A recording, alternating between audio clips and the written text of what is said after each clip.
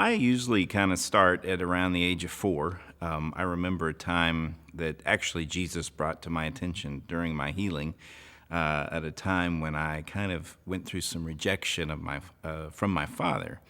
It was a night that I got scared in my bed, and I ran into their room and asked him if I could sleep with him and my mom, and he got angry at that point and said, "Get out of here, you little sissy, and go back to bed." And that's been something that's kind of stuck in my mind because it was kind of one of those things that kind of began the rejection of my dad as a kind of scary person. And I think at that point I also leaned in more towards my mom. And she was okay with that because she had come from a past where she really wanted her kids to be close to her. And so she drew us in very closely. And so I over-identified with her at a very early age and really pretty much rejected my dad at a pretty early age because of his anger that night. It happened other times as well, but that's the thing that stands out the most. Another milestone that I think is really important to talk about is being saved at the age of 8. I went down to the front at our little Baptist church there and asked Jesus into my heart. And it kind of has come to my attention now that that was a moment in my life that Jesus knew I would need him for the next 20 years or so, because everything began to happen around the age of 9 or 10 shortly thereafter.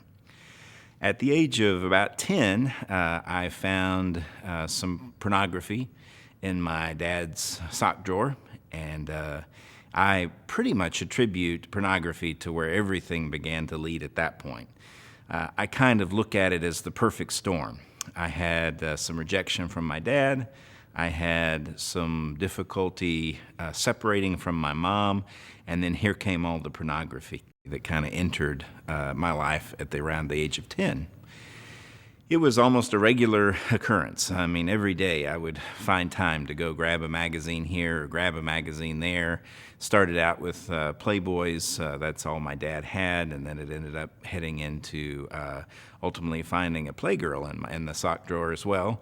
And it wasn't really an arousal thing at that point, I don't think, but it was more of a comparison thing at that point. I began to look at those images and think, man, I'm never going to look like that. And what little 10-year-old, 11-year-old boy by this time, he couldn't look that way. But I would compare myself to them and think, well, nothing's ever going to be quite the same. I'm not going to ever look like that. I'm falling short somehow. Through that whole time period, what began to happen then is just an ongoing interaction with this porn, and ultimately masturbation entered my life, and at that point I was hooked. That was a daily occurrence, and had friends at school, but because of my mom's close connection to me, she preferred that I not get dirty or that I not get hurt, and so sports was a hard thing to play, and so I didn't have a lot of male friends. And as a lot of guys have said in the past who struggle with same-sex attraction, I pretty much found myself with only female friends, and kind of leaned into that and began realizing that somehow, at least in my opinion, that's when I determined that I wasn't fitting in as a boy. I wasn't quite sure what I was. I don't ever think I ever thought I should have been a girl, but I just knew that I couldn't measure up to the other kids the boys on the playground, and I couldn't measure up to being certainly those images in that Playgirl magazine that I found. And so ultimately, I just kind of felt different. I think that was the word that always came to my mind, was different. That activity lasted, just the porn and the masturbation and feeling different lasted probably a good 3 more years, around the age of 16, when the fourth piece of my perfect storm kind of entered the picture. I had started a job at the local mall there in the town I grew up in, and had gotten off work one afternoon and was walking through this large department store, heading out to my car, and had to run in to use the restroom real quick, and found that this was a pickup spot for men who wanted to interact in homosexual sex. I didn't know that. I just happened to walk in and use the restroom, and a guy attempted to touch me. And before I knew it, I just freaked out and ran out of there. But I got home, and the seed had been planted that why would he do that to me? There is something different about me. Why would he think he could even do that? So a few weeks went by, and shortly thereafter I went in again, and unfortunately there was someone else there that day as well. And that time I allowed him to do some sexual activity with me, and then before I knew it, that was almost a weekly occurrence, sometimes daily occurrence as well.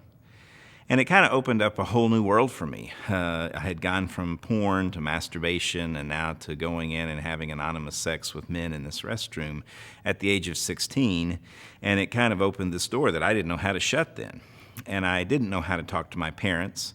My parents came from a really small farming community, and so I knew that activity, especially sexual activity with men, I'd already been told not to have sex before I got married, which I've fully agreed to, but I didn't know how to actually bring this particular piece of my adolescence up, and so I just chose not to. That was another piece of the perfect storm. We just didn't talk about sex in our home.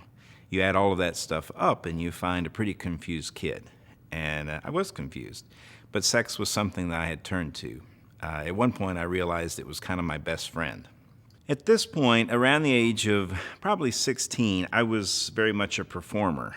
Perfectionism had been something that had been really instilled in us as I was a kid, and I realized that, as long as I could be good on the outside, I was hoping God would feel okay about me. I struggled with that and trying to figure out, okay, God, I want you to take this away from me, the old prayer about, please take this away. And when it didn't get taken away, I oftentimes wondered, well, he must not be listening, or, there's something I'm doing wrong.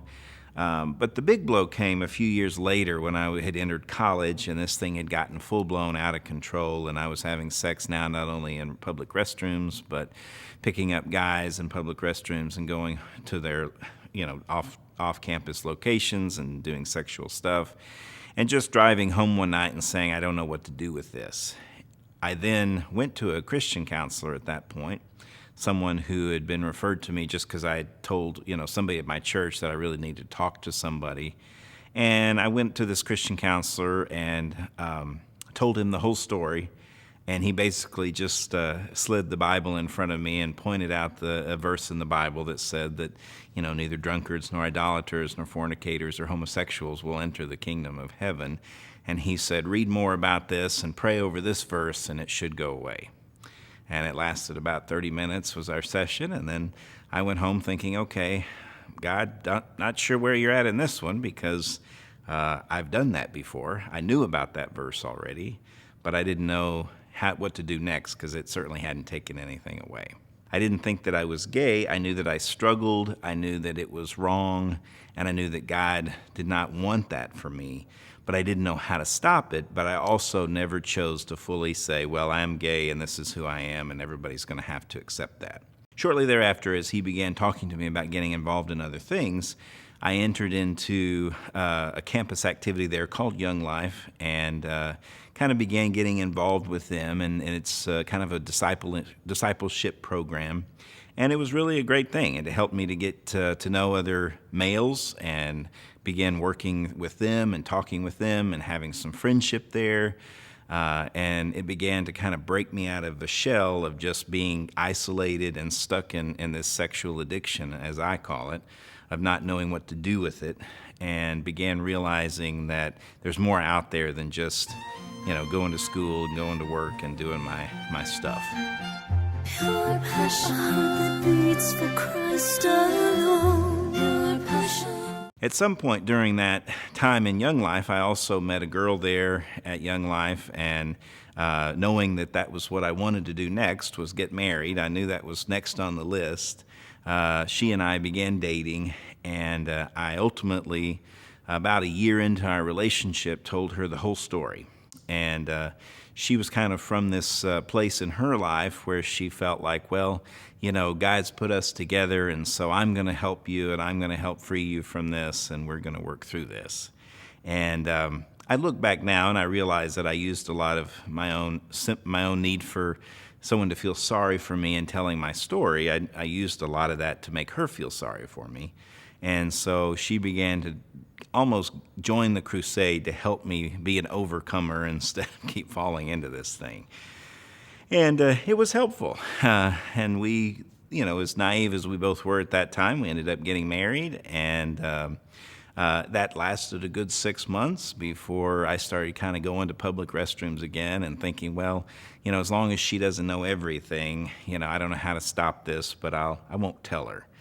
And I would get to feeling guilty, and I'd tell her a few things here and there, and then I'd go, we'd cry, and then I'd say I'm never going to do it again, and then it'd last for, another good 5 or 6 months, and then I'd go out and do something again, and then I'd tell her again, and it began to wear on us, as you can imagine. That our marriage began to have real issues, and then before I knew it, I decided I'm just not going to do it anymore. I just won't tell her anymore. I should say I had never said I won't do, the anonymous sex anymore. I just determined I won't tell her anymore. And ultimately, what that did is just leave a lot of secrets.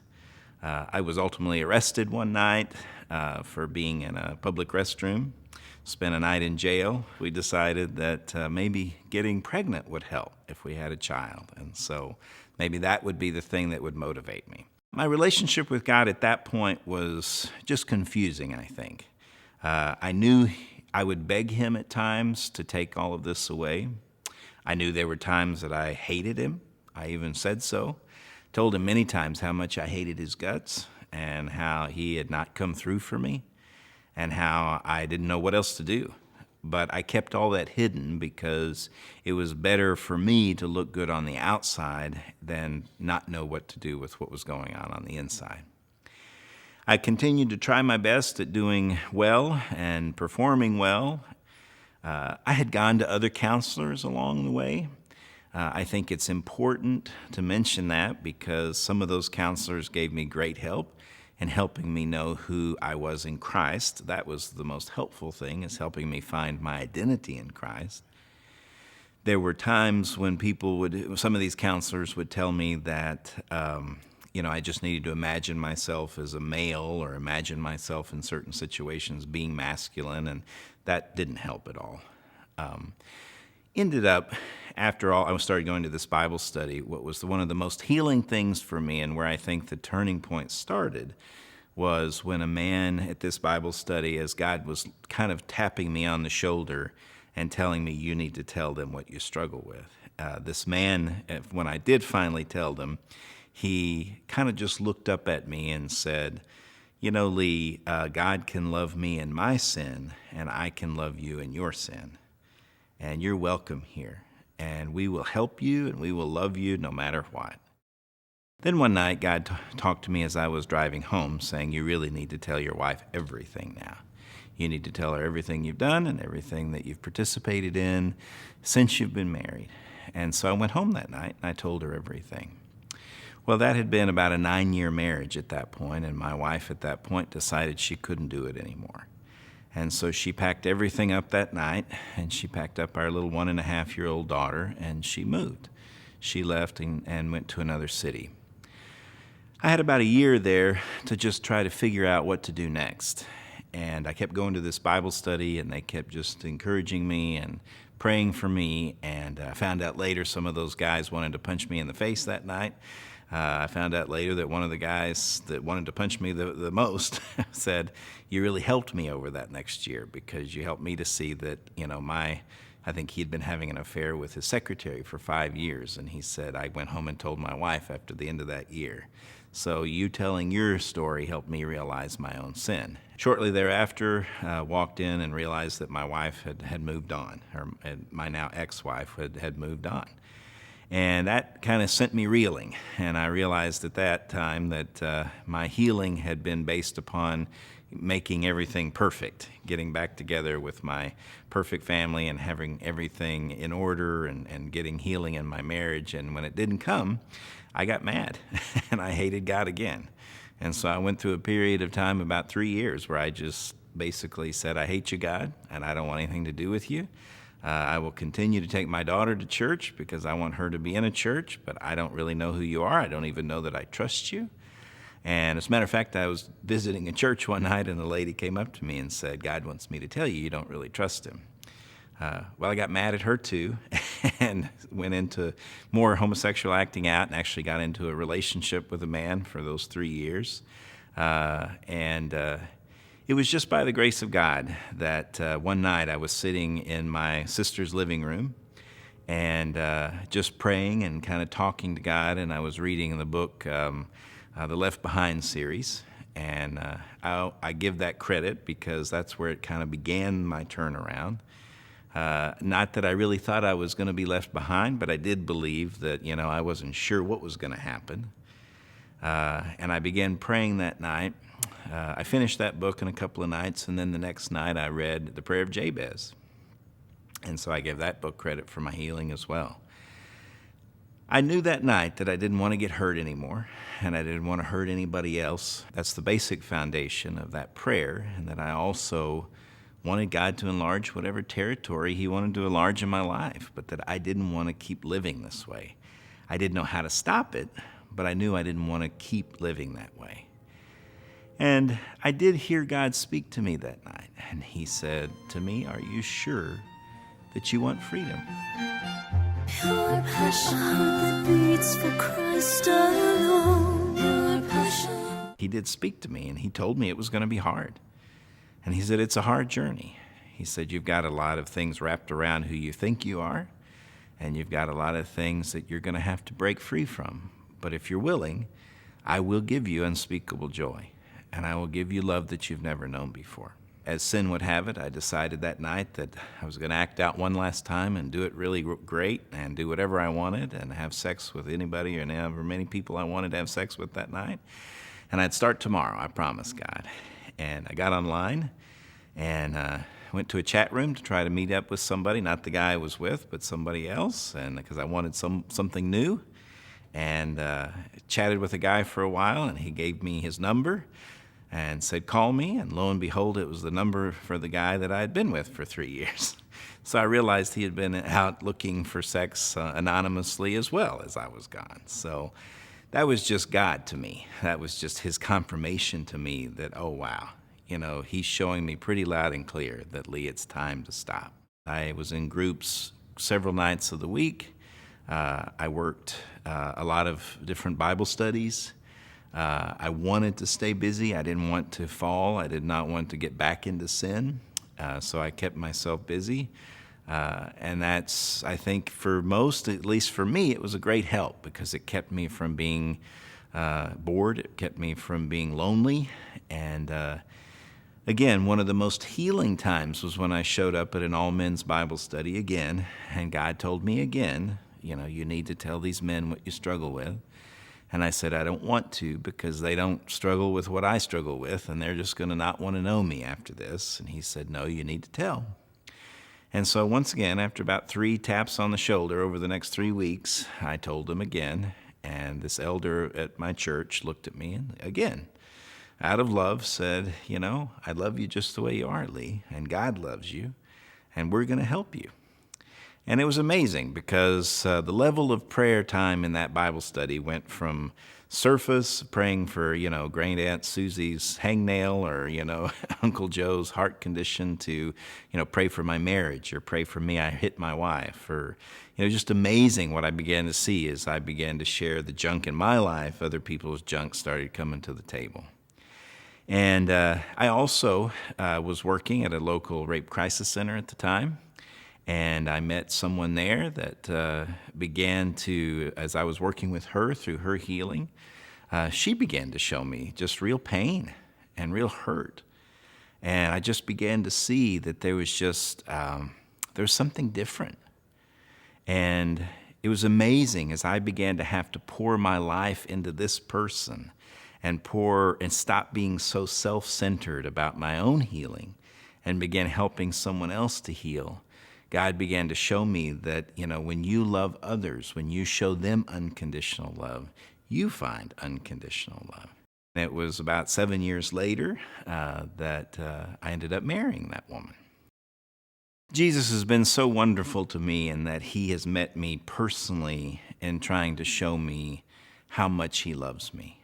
The other place was being able to tell other men what I struggle with who didn't have this same struggle. I had gone to a lot of the same-sex groups. I had been to groups where guys went to try to stop this thing, and they were great support, and it was nice having the friendship. But nothing changed me like going to a group of men and saying, I don't know how you're going to take me, but I got to tell you what I do. I have sex with other men, and I don't know how to stop it. And to have them look me in the eye and say, you know what, we don't understand it. It may make us mad, but we love you just where you're at, and we want to keep helping. It was such a healing thing for me, because what it began to show me is I'm not so weird after all. One of the biggest lies that Satan told me all the time was that, Lee, you're different. You're never going to be a real man. And so I would show up at like men's breakfasts, and I would see all these men, and I'd shrink down to this little 8 or 9-year-old kid and wearing my dad's clothes. That's what it felt like. And God would keep reminding me during that time that you're just like them. You don't know it, you may not believe it, but you're just like them. Be who you are.